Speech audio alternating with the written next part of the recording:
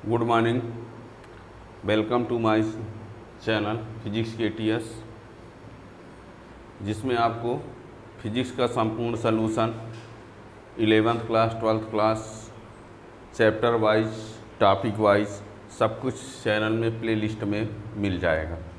आज का जो टॉपिक है वो आज हम ये फिजिक्स का 12th क्लास का ही एक टॉपिक है, 10th साइंस में भी ये पढ़ा जाता है। वो है प्रतिरोध और प्रतिरोधकता में अंतर, यानी प्रतिरोध और प्रतिरोधकता दोनों को आज हम बताएंगे।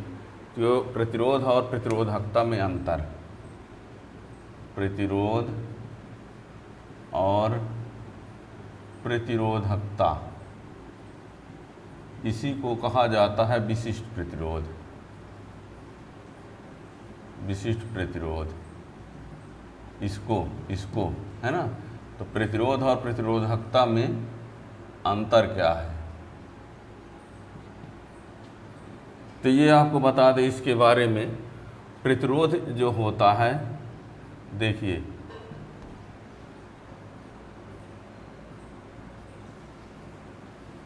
प्रतिरोध जो होता है किसी चालक में विद्युत धारा के प्रवाह में रुकावट उत्पन्न करने का गुण होता है।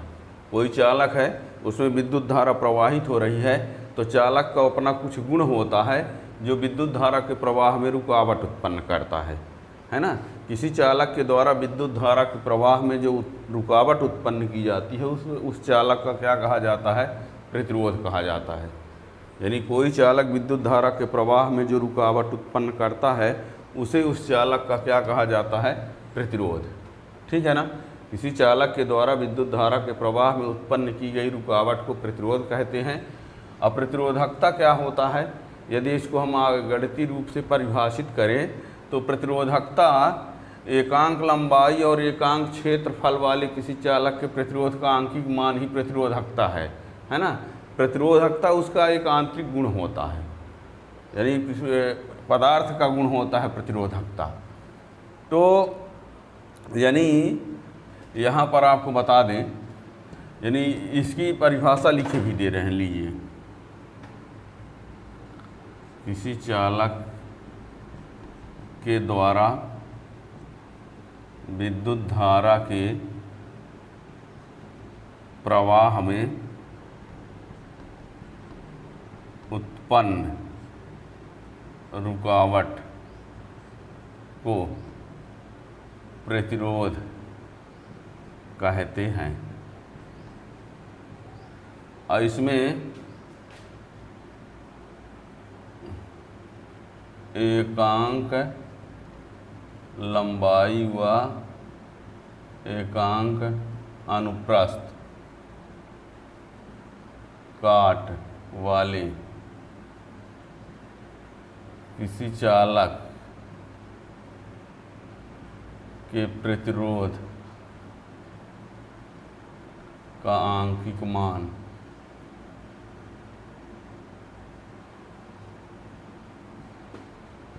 विशिष्ट प्रतिरोध के बराबर होता है।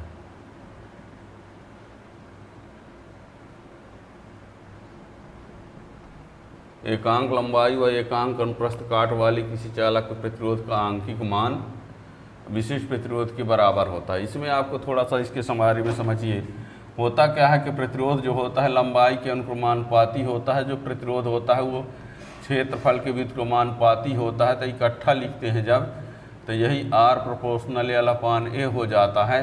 तो R equal to rho L upon A, और इस रो को क्या कहते हैं, प्रतिरोधकता। और इसी से रो L इक्वल टू क्या होगा, RA अपान L। और यदि हम देखना, यदि L को 1 कर दें या A को 1 कर दें तो रो किसके बराबर हो जाता है, रो किसके बराबर हो जाता है, R के बराबर। प्रतिरोध लंबाई के अनुक्रमानुपाती, प्रतिरोध क्षेत्रफल के व्युत्क्रमानुपाती, इन दोनों को इकट्ठा जब लिखेंगे तो इकट्ठा लिखने पर ये आएगा। लंबाई को 1 कर दें 1 तो रो किसके बराबर हो रहा है ना। यही रो क्या है, विशिष्ट प्रतिरोध या प्रतिरोधकता।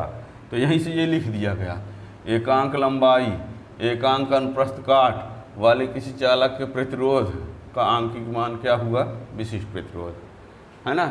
ये पदार्थ का गुण होता है। तो ये दूसरा ये है, इसका जो प्रतिरोध जो होता है लंबाई और क्षेत्रफल पर निर्भर होता है। प्रतिरोध जो होता है लंबाई और क्षेत्रफल पर निर्भर होता है। आपको बता दें R बराबर होता है ml/NA² टाउ, ये फार्मूला होता है। और इसमें रो बराबर होता है रो बराबर होता है m/N/E² टाउ।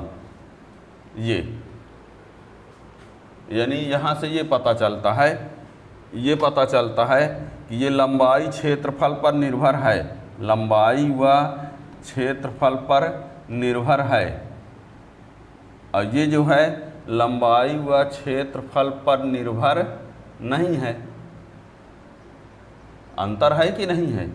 दूसरा ये यानी प्रतिरोध का ये सूत्र हुआ, तो जिससे ये पता चलता है कि ये लंबाई और क्षेत्रफल पर निर्भर है। और इसका ये फार्मूला हुआ, तो इससे ये पता चलता है कि ये लंबाई और क्षेत्रफल पर निर्भर नहीं है।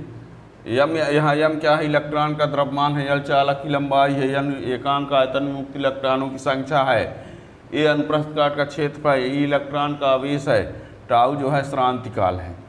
अब इसके मात्रक की बात करें तो इसका मात्रक जो होता है वो क्या होता है? ओम। और इसका जो मात्रक होता है वो ओम गुणे मीटर होता है, ओम गुणे मीटर। ठीक है ना। अब बिमी सूत्र की बात करें तो ml²T-3A-2 इसका होता है, और इसका होता है ml³ T-3A-2। ठीक है ना। अब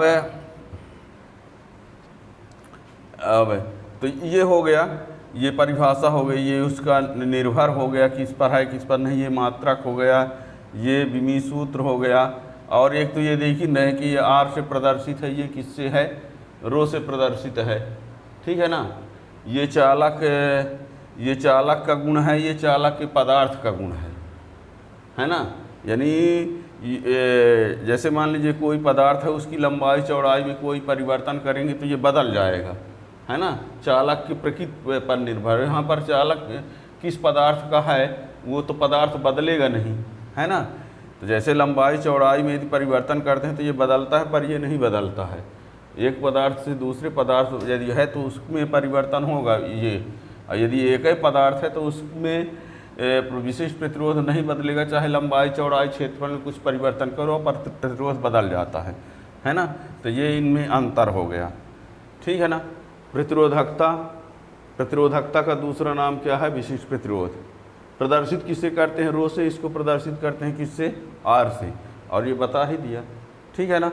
ये जरूर याद रखना। कह दिया जाता है कभी कभी कि किसी चालक का जो विशिष्ट प्रतिरोध होता है वो लंबाई और क्षेत्रफल में परिवर्तन करने पर क्या परिवर्तन होगा।